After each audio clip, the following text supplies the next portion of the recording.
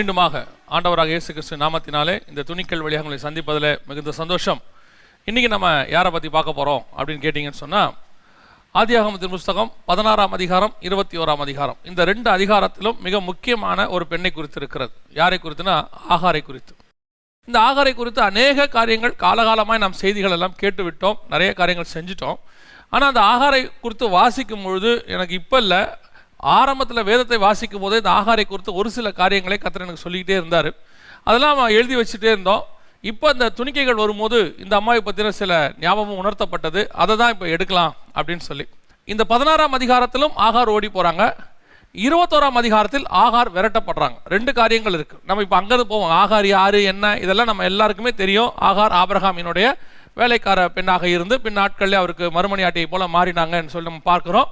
அவர்களுக்கு இஸ்மவேல் அப்படின்னு ஒரு பையன் பிறந்தான். இதெல்லாம் நம்ம எல்லாருக்கும் தெரியும். இந்த இஸ்மவேலர்கள் தான் பின்னாட்களில் ஈசாக்குக்கு விரோதமாக குடியிருந்தவர்கள் என்று சொல்லி நாம் பார்க்கிறோம். இருக்கட்டும், இதெல்லாம் நம்ம எல்லாருக்கும் தெரியும். இங்கே என்ன பார்க்குறோம் அப்படின்னா, இந்த ஆகார் 16ஆம் அதிகாரத்தில் ஒரு தடவை ஓடி போகிறாங்க. ஏன் அப்படின்னு கேட்டால், சாராளுடைய கொடுமை தாங்க முடியாமல் கடினமாய் நடத்துகிறாங்க. அதனால் தாங்க முடியாமல் ஓடி போகிறாங்க. இதை சாதாரணமாக படிக்கும் போது நமக்கு என்ன தோணும் அப்படின்னு கேட்டால், ஏன் சாராள் இப்படி நடந்து கொண்டாங்க அப்படின்னு சொல்லி தோணும். நல்லா கவனிங்க. இந்த ஆகார் என்று சொல்லக்கூடிய அடிமை பெண் சாராளாலே ஆபிரகாமுக்கு கொடுக்கப்பட்டவங்க. அவங்க தான் அவருடைய மடியில் அவரை கொடுக்குறாங்க, அந்த ஸ்தானத்துக்கு கொண்டு வராங்க. அந்த ஸ்தானத்துக்கு கொடுக்குற வரைக்கும் ஆகார் சரியாக தான் இருந்தாங்க. ஆகார்கிட்ட இருந்த ஒரு பிரச்சனை என்ன அப்படின்னு கேட்டிங்கன்னா, 16ஆம் அதிகாரம் 4வது வசனம், தான் கர்ப்பவதி ஆனதை கண்டபோது தன் நாச்சியாரை அற்பமாய் எண்ணினாள். ஆகார் அதற்கு பிறகு கொடுமையாக நடத்தப்பட்டார். அதுக்கப்புறம் அவங்களாவே ஓடி போகிறாங்கன்னு சொல்லி பார்க்குறோம். இந்த கொடுமையாக நடத்தப்படுவதற்கு என்ன காரணம், இந்த உபத்திரவத்திற்கு என்ன காரணம் அப்படின்னு கேட்டிங்கன்னா, உபத்திரவப்படுகிற யாரும் தேவனால் சோதிக்கப்படுகிறோம் என்று சொல்லாதபடிக்கு அவனவன் தன் சுய இச்சையின்படி சிக்குண்டு இழுக்கப்பட்டு சோதிக்கப்படுகிறான் அப்படின்னு பாருங்க. அதன்படி இந்த பிரச்சனைக்கு ஆகார் தான் காரணம். என்ன காரணம்? தனக்கு இந்த ஸ்தானத்தை கொடுத்த தன்னுடைய நாச்சியார், அதான் சொல்லப்போனால் எஜமானி, அவங்க தான் இவ்வளோத்துக்கும் அதிபதி. அவங்க ஒரு அடிமை பெண்ணாகிய ஆகாரை தன்னுடைய கணவனுக்கு தனக்கு பிள்ளை இல்லைன்னு சொல்லி கொடுக்குறாங்க. அப்போ அவங்க ஒரு ஸ்தானத்துக்கு தன்னை உயர்த்தி வைக்கிறாங்க. அந்த உயர்த்துதல் வந்தபோது உடனடியாக ஆகாருக்குள் என்ன வருகிறது? தன்னை உயர்த்தினவங்களை பார்க்கும்போது அற்பமான எண்ணம். இது ஒரு மோசமான சுபாவம். தன்னை உயர்த்துகிறவர்களை அற்பமாக எண்ணுதல். ஒரு இடத்துல உங்களை உயர்த்தி மேலே ஒருத்தர் வைக்கிறாரு, அதற்கு பிறகு நீங்கள் ஒரு உயர்வை கண்டடைகிறீங்கன்னா, நீங்கள் அதுக்கு கீழே உங்களை உயர்த்தினவங்களை அற்பமாக எண்ணக்கூடாது, அவங்கள தள்ளிவிடக்கூடாது. இப்போ ஸ்கூலில் டீச்சர்ஸ் உங்களுக்கு சொல்லிக் கொடுக்குறாங்க. சொல்லிக் கொடுக்குற நீங்கள் போய் பெரிய ஆள் ஆயிடுறீங்க. ஒரு பெரிய படிப்பாளி ஆகி ஒரு பெரிய கம்பெனியில் வேலை கிடச்சி நீங்கள் கோடீஸ்வரனை கூட ஆயிடுறீங்க. சொல்லிக் கொடுத்த டீச்சரை பார்க்கும்போது ஒரு மரியாதை வருது இல்லையா உங்களுக்கு? அவங்க நீங்கள் அற்பமாக என்றீங்களா? சொல்லிக் கொடுத்த இவங்க இன்னும் இங்கேயே தான் இருக்கிறாங்க, நான் எங்கே வந்துட்டேன் பாரு, இதுங்களாம் லாய்க்கில்லை நான் சொல்கிறோம். நான் இந்த உயர்வுக்கு வந்ததுக்கு அவங்க தான் காரணம் நம்ம சொல்கிறோம் இல்லையா? நல்லா கவனிச்சு பாருங்க. எத்தனையோ கிரிக்கெட் பிளேயர்ஸ் பயங்கரமாக ஷைன் பண்ணுறாங்க. ஆனால் அவங்களுக்கு ஒரு ட்ரெயினர்னு ஒருத்தர் இருந்திருப்பாங்க. அந்த ட்ரெயினர் அவங்கள மாதிரி பயங்கரமாக ஷைன் பண்ணுவாங்க கிடையாது. ஆனால் இந்த கிரிக்கெட் பிளேயர்ஸ் பெரிய ஆள் ஆகும்போது அந்த ட்ரெயினரை விட்ட மாட்டாங்க. என்ன செய்வாங்கன்னா, அவங்களுக்கு என்ன செய்வாங்க? தன்னால் இயன்றதை செய்வாங்க. இந்த ஆகார் தன்னை உயர்த்தினவங்களை அற்பமாய் எண்ணக்கூடிய சுபாவம், இந்த சுபாவம் இன்னைக்கும் இருக்கு. அதனால தான் என்ன ஆகுது, இந்த மாதிரி ஒரு கொடுமையான சூழ்நிலை அவங்க சந்திக்க வேண்டிய இடத்துக்கு வராங்க. எப்படி வராங்க அப்படின்னு கேட்டிங்கன்னு சொன்னால், நம்முடைய வீடுகளில் இன்றைக்கி குடும்ப வாழ்க்கையில் நீங்கள் எடுத்துக்கொள்ளுங்க, திருமணமாகி வராங்க. அந்த கணவனை அந்த தாயாரும் தகப்பனும் தான் இந்த மனைவிக்கு கொடுக்குறாங்க. வந்த உடனே அந்த கணவன் எனக்கு சொந்தம். நல்லா தெரிஞ்சுக்கொள்ளுங்க, கணவனும் மனைவியும் ஒன்றாக இருப்பது தான் வேதம் சொல்லுது. அதில் எந்த மாற்று கருத்தும் இல்லை. அதுக்கு பிறகு அது கணவனுடைய குடும்பம், எல்லாம் உண்மைதான். அதற்காக அந்த கணவனை கொடுத்த பெற்றோரை அற்பமாய் எண்ணுவது என்ன விதத்தில் நியாயம்?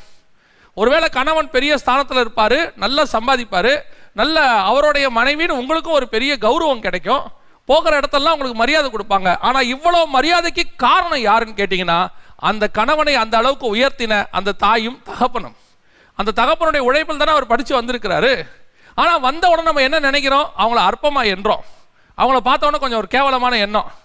அதுதான் சொல்கிறேன். அந்த அற்பமான எண்ணத்தினுடைய விளைவு தான் மாமியார் மருமக. எங்கள் மாமியார் என்ன கொடுமைப்படுத்துறாங்கன்னா, அந்த கொடுமைக்கு பின்னாடி என்ன இருக்குது அப்படின்னு யோசிக்கணும். இப்போ ஆகார் விரட்டப்பட்டாங்க, விரட்டப்படலை, அவங்களா ஓடி போனாங்க. ஏன் ஓடி போனாங்கன்னா, கொடுமை தாங்காதபடிக்கு. ஆனால் கர்த்தர் சொல்கிற வார்த்தை என்ன? 9ஆம் வசனத்தில், அப்பொழுது கர்த்தருடைய தூதனானவர், நீ உன் நாச்சியார் அண்டைக்கு திரும்பி போய் அவள் கையின் கீழ் அடங்கியிரு.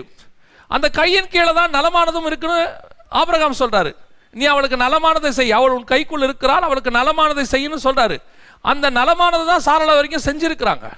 ஆனா எப்போ இவங்களுக்கு அந்த ஸ்தானம் தன்னை அற்பமாக என்றான்னு தெரிஞ்ச உடனே ஆட்டோமேட்டிக்காக அவங்களுக்குள்ள ஒரு மனுஷீகம் வருது, மாம்சீகம் வருது.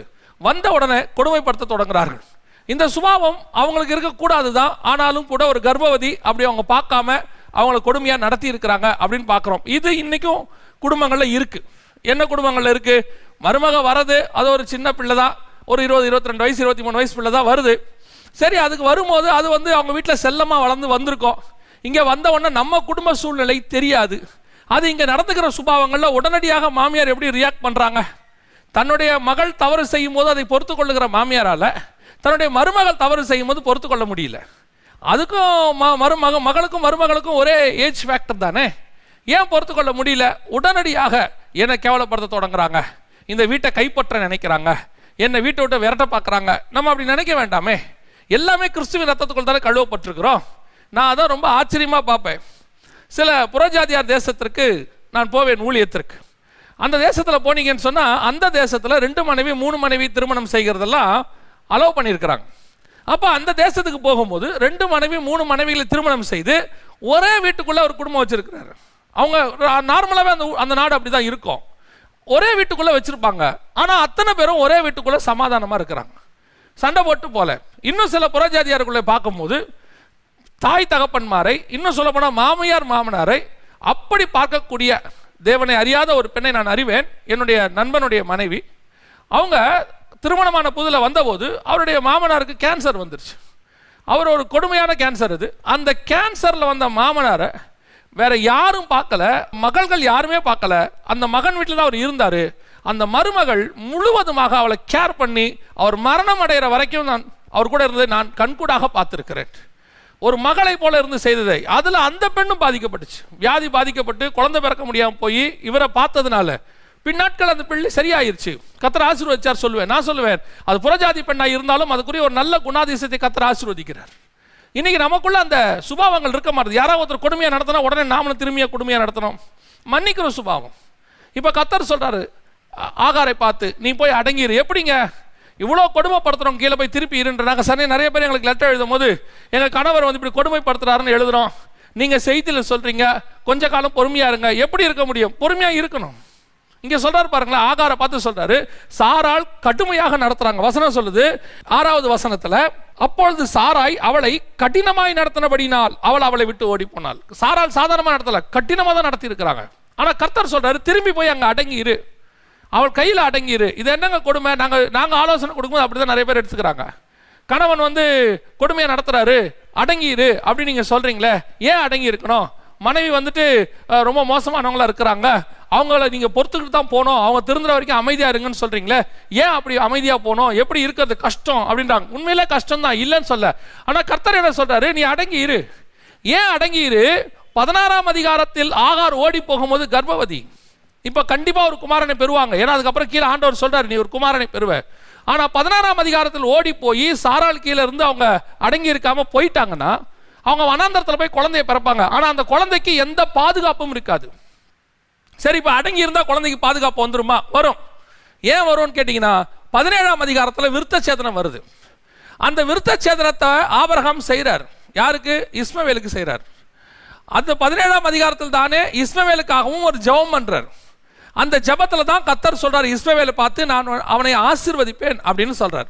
அப்போ இந்த ஆசீர்வாதமும் இந்த உடன்படிக்கையும் இஸ்மவேலுக்கு கிடைக்காமையே போயிருக்கும். ஒருவேளை ஆகார் அந்த அடங்கி இருக்கிற சூழ்நிலை இல்லாம அவங்க ஓடி போய் இருந்தாங்கன்னா பிள்ளை பிறந்திருக்கும், கஷ்டப்பட்டு வளர்ந்திருப்பாங்க, எல்லாம் உண்மைதான்.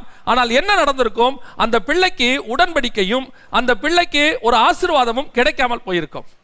இப்போ என்ன கிடைச்சது? தேவனிடத்திலிருந்து ஒரு உடன்படிக்கை கிடைச்சிச்சு. இப்போ அடுத்து ஆபிரகாம் வழியாக ஒரு ஆசீர்வாதம் அந்த பிள்ளைக்கு வருகிறது. கர்த்தர் சொல்றாரு, அவனை நான் ஆசீர்வதிப்பேன். அந்த 17ஆம் அதிகாரத்தில் 20ஆம் வசனத்தில் சொல்றார். இப்போ 21ஆம் அதிகாரத்தில் ஆகார் விரட்டப்படுறாங்க. நல்லா கவனிச்சுக்கொள்ளுங்க. இப்போ அவங்க ஓடி போல அடுத்த ஒரு 13 வருஷம் நல்லாவே இருக்கிறாங்க. அதே நாச்சியாருக்கு கீழே தான் இருக்கிறாங்க. சூழ்நிலையை கர்த்தர் மாத்துறாரு. அவ பிரெக்னன்சியை பார்க்குறாரு. அதுக்கப்புறம் சாராளுடைய மனதை மாற்றிருப்பாருன்னு நினைக்கிறேன். ஏன்னா 13 வருஷம் அதுக்கப்புறம் அங்கே தான் இருக்கிறாங்க. அந்த அம்மா இருந்து பிள்ளை பிறக்குது. அதுக்கு அப்புறமும் அங்கே தான் இருக்கிறாங்க. இப்போ ஈசாக்கு பிறந்த பிறகு, ஈசாக்கு பிறக்கும் போது ஏறக்குறைய இஸ்மவேலுக்கு 13 வயசு. ஈசாக்கு பிறந்த பிறகுதான் அவங்க அந்த இடத்த விட்டு விரட்டப்படுறாங்க சாராளால. ஆனா இப்ப கர்த்தர் போய் அடங்கிருன்னு சொல்லல பாருங்களேன். இப்ப கர்த்தர் சொல்றாரு, நீ போ, பிள்ளையோடு கூட நான் இருப்பேங்கிறார். அந்த 21ஆம் அதிகாரத்தை நீங்க வாசிச்சு பாருங்க. 20வது வசனம், தேவன் பிள்ளையுடனே இருந்தார், அவன் வளர்ந்து வனாந்தரத்திலே குடியிருந்து வில்வித்தையிலே வல்லவனானான் அப்படின்னு இருக்கு. இவன் துஷ்ட மனுஷன் தான், நம்ம இஸ்மவேலை குத்து பார்க்கல. ஆனா நடந்தது என்ன? இந்த தேவன் பிள்ளையோடு கூட இருந்தார். இந்த ஆகாருடைய கண்கள் திறக்கப்படுது, ஒரு நீரூற்ற காண்றாங்க. 16ஆம் அதிகாரத்தில் ஓடும்போது இவங்க கர்த்தரை காண்றாங்க, ஒரு நீரூற்ற அண்டையில பார்க்கறாங்க. ஆனா இங்க அப்படி இல்லை, நீரூற்றை கண்களை திறந்தார். இங்க ஒரு ஸ்பிரிச்சுவல் காரியம் நடக்குது. அங்க இருக்கிற நீரூற்று அது வரைக்கும் அவங்க பார்க்கல, கர்த்தர் தான் கண்களை திறக்கிறார். ஒரு நீரூற்று அவங்களுக்கு தெரியுது அந்த இடத்துல. இதுக்கு பின்னாடி ஆவிக்குரிய சத்தியம் இருக்கு. இந்த ஆகார் எங்க வந்து ஜாயின் ஆகுறாங்க? கலாத்தியர்கள் நிருபம் 4ஆம் அதிகாரம் 24வது வசனத்துல பவுல் சொல்றாரு, அந்த அம்மா நியாய பிரமாணத்துக்கு ஈக்குவல் ஆயிட்டாங்க. நியாய பிரமாணத்துக்கு ஈக்குவலா அவங்களை கொண்டாந்துட்டாங்கன்னா பார்த்துக்கொள்ளுங்களேன். அதாவது இஸ்ரவேல் இருந்த ஸ்தானத்துக்கு இஸ்மவேலும், ஈசாக்கோட சந்ததிக்கு நாமளும் வந்துட்டோம், புறஜாதியாரும் வந்துட்டோம் சுயாதீன பிரமாணத்துக்கு. அப்போ அந்த இடத்துல ஆகாருடைய பிரமாணம், அதாவது நியாய பிரமாணம் ஆகாருக்கு ஈக்குவலாக கொண்டு வரப்படுது. இவ்வளவு பெரிய மேன்மை ஆகாருக்கு மட்டும் கிடைக்குது, கேத்தூராளுக்கு கிடைக்கல, ஆபிரகாமுடைய வேற எந்த சந்ததிக்கும் கிடைக்கல. எதனால கிடைச்சது? கர்த்தர் சொல்றாரு, அடங்கி இரு. இன்னைக்கு அடக்கம் இல்லை. ஒரு இடத்துல போய் நம்ம இருக்கிறோம், கர்த்தர் அடங்கி இருங்கிறாரு, அங்க உபத்திரம் இருக்குதான், பிரச்சனை இருக்கு. நீங்க வேலை பார்க்குற கம்பெனியில பிரச்சனை இருக்கு, கொஞ்சம் அடங்கி இருங்க. ஏன்? உனக்கு ஒரு பாதுகாப்பும் உனக்கு ஒரு ஆசீர்வாதத்தையும் கர்த்தர் பின்னாடி வச்சிருக்கிறாரு. அது வருகிற வரைக்கும் நீ பொறுமையாக இரு. இந்த ஆசீர்வாதம் அங்க எப்ப வருது? அவனுக்கு அந்த குழந்தை பிறந்து கிட்டத்தட்ட 13 வருஷம் கழிச்சு தான் அந்த ஆசீர்வாதமே ஆகாருக்கு வருது. ஏன்னா விருத்த சேதனம் பண்ணப்படும் போது இஸ்ரவேலுக்கு 13 வயசு, 13 வருஷம் கழிச்சு அந்த ஆசீர்வாதம் வருது.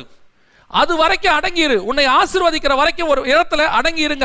அங்க உபத்திரம் உண்டு, வேதனை உண்டு, போராட்டம் உண்டு, எல்லாம் உண்டு. ஆனாலும் கூட பொறுமையாக இருங்கள். கர்த்தர் ஆகார் மூலமா நமக்கு சொல்லக்கூடிய ஒரு விஷயம், உங்களுடைய பொறுமைக்கு கர்த்தர் நிச்சயமாய் ஒரு ஆசீர்வாதத்தை கொடுப்பார். பலத்த கரத்துக்குள் அடங்கி இருங்கள் உங்களை உயர்த்துகிற வரைக்கும். அதான் சத்தியம். நீங்கள் பல நாட்கள் இருக்கிற இடத்துல உங்ககிட்ட இருக்கிற ஆசீர்வாதம் உங்களை வச்சு எல்லாம் மேன்மை கிடைச்ச பிறகு ஒரு நாள் நீங்கள் அற்பமாய் எண்ணப்பட்டு, உங்களை அற்பமாய் எண்ணுவாங்க. இப்ப உங்களை விரட்டி விடுவாங்க. உங்களை விரட்டி விட்டாலும் கவலைப்படாதிருங்கள். விரட்டப்பட்ட உங்களோடு கூட தேவனாகிய கர்த்தர் இருக்கிறார். ஆகாரோடு கூட கர்த்தர் இருந்தார். அந்த இடத்துல பிள்ளையின் சத்தத்தை கேட்டார்னு இருக்கு, அவள் கண்களை திறந்தார்னு இருக்கு. தேவன் அங்க இடை வர்றாரு, பிள்ளை வளர்ற வரைக்கும் கூட இருக்கிறாரு. புறஜாதியார் தான். இப்ப நம்மள ஆண்டவர் பொறுமையா அவருடைய ரத்தத்துக்குள்ள கொண்டு வந்த பிறகுதான் நம்ம சுயாதீன பிரமாணத்துக்குள்ள வந்தோம். அப்போ நமக்கு ஆண்டவர் சொல்ற வார்த்தை என்ன? பொறுமையோடு கூட இருங்கள், நிச்சயமாக ஒரு ஆசீர்வாதம் உண்டு. அவசரப்பட்டு உடனே எதையாவது பண்ணி ஓடுறது, ஆகார் ஓடின மாதிரி ஓடுறது, அதனுடைய விளைவு என்ன? கர்த்தர் சொல்றாரு, இப்போ நீ ஓடாத, கொஞ்சம் பொறுமையாரு, வெயிட். டிசிஷன் எடுக்கும் போது பொறுமையா டிசிஷன் எடு. நான் உனக்கு ஒரு ஆசீர்வாதத்தையும் உனக்கு ஒரு உடன்படிக்கையும் வச்சிருக்கிறேன். அந்த ஆசீர்வாதமும் உடன்படிக்கையும் நிறைவேறும் அளவும் நீ அமைதியாயிரு. அதற்கு பிறகு நீ விரட்டப்பட்டாலும் கவலைப்படாதிருங்கள். உங்களை கர்த்தர் உயர்த்துவதற்கு வல்லமை உள்ள தேவனாக இருக்கிறார். உங்ககிட்ட இருக்கிற ஆசீர்வாதங்கள் எல்லாம் வாங்கிக்கிட்டு கூட விரட்டி விட்டுருவாங்க. நீங்க நன்மை செய்யறவனாக இருப்பீங்க, அவங்க உயர்ற வரைக்கும் உங்களை யூஸ் பண்ணிப்பாங்க, உங்களை யூஸ் பண்ணிட்டு விரட்டி விட்டுருவாங்க. அது கூட நடக்கும். ஒரு கம்பெனியில் உங்களை வளர்ற வரைக்கும் நல்லா வச்சு உங்களுடைய திறமையெல்லாம் யூஸ் பண்ணிட்டு அதற்கு பிறகு என்ன செய்வாங்க? போதும்னு விரட்டி விட்டுருவாங்க. எங்க ஈசாக்கு பிறந்த உடனே சரி நீ ஓடி போயிரு அப்படின்னு சொல்லிடுவாங்க. வேணாப்பா, நாங்க வளர்ந்துட்டோம். சில இடங்கள் அது நடக்குது. 25 வருஷம் 30 வருஷமா அசிஸ்டண்டா இருப்பாங்க. ஒருத்தன் மேலே வந்த உடனே அவனை தலைமை பீடத்துக்கு கொண்டாந்துட்டு அசிஸ்டண்ட்டை விரட்டி விட்டுருவாங்க. ஆனால் வளர்ற வரைக்கும் அசிஸ்டண்ட்டை தான் என்ன பண்ணுவாங்க? நீ என் பையன் மாதிரி, நீ தான் எனக்கு எல்லாமே, எனக்கு அப்புறம் எல்லாம் உனக்கு தான்ப்பா அப்படின்னு சொல்லியே தான் வளர்ப்பாங்க. அவங்களுக்குன்னு ஒன்று வந்த பிறகு என்ன பண்ணுவாங்க? அதை தலைமை பீடத்துக்கு கொண்டாந்துட்டு உங்களை விரட்டி விட்டுருவாங்க. இது எல்லா ஃபீல்டிலும் இருக்கு, ஸ்பிரிச்சுவல் ஃபீல்டும் இருக்கு, உலக பிரகாரமாயும் இருக்கு. அப்படி விரட்டப்பட்டீர்களா? டோன்ட் வரி, கவலையே படாதிருங்கள். உங்களுக்கு ஒரு நீரூற்றை கர்த்தர் உண்டாக்கி இருக்கிறார். அந்த நீரூற்றின் தண்ணி உங்கள் ஜீவ தண்ணீராக இருக்கும். அது உங்களை வளர்க்கும். நீங்கள் வளரும் போது கர்த்தர் உங்களோடு கூட இருப்பார். ஒரு நாளும் கர்த்தர் உங்களை கை விடவே மாட்டார். அவள் அலைந்து திரிந்தாள்னு இருக்கு. ஒருவேளை அலைந்து திரிகிறதான சுபாவம் உங்களுக்கு இருக்கலாம். இப்ப வேற வழி இல்லை, நான் என்ன பண்ணுவேன்? அவள் பெயர் சபா வனாந்தரத்தில் அலைந்து திரிந்தாள்.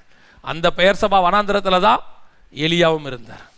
அதே ஒரு செடிக்கு கீழே தான் பையன் படுத்து கிடக்கிறான், அவர் ஒரு சூரிய செடிக்கு கீழே படுத்து கிடக்கிறார். அவளுக்கு அங்கே ஒரு நீரூற்று வந்தது, அங்கே எலியாவுக்கு அப்பமும் தண்ணீரும் வந்தது. இதே வனாந்தரம் தான். இங்கே காப்பாற்றின ஆண்டவர் அங்கேயும் காப்பாற்றுகிறார். எலியாவை காப்பாற்றின ஆண்டவர் உன்னையும் காப்பாற்ற வல்லமை உள்ளவராக இருக்கிறார். உன்னுடைய வனாந்தரத்தின் பாதையில் பிள்ளை சாகிறத நான் பார்க்க மாட்டேன், என் பிள்ளையை வளர்க்க முடியாது.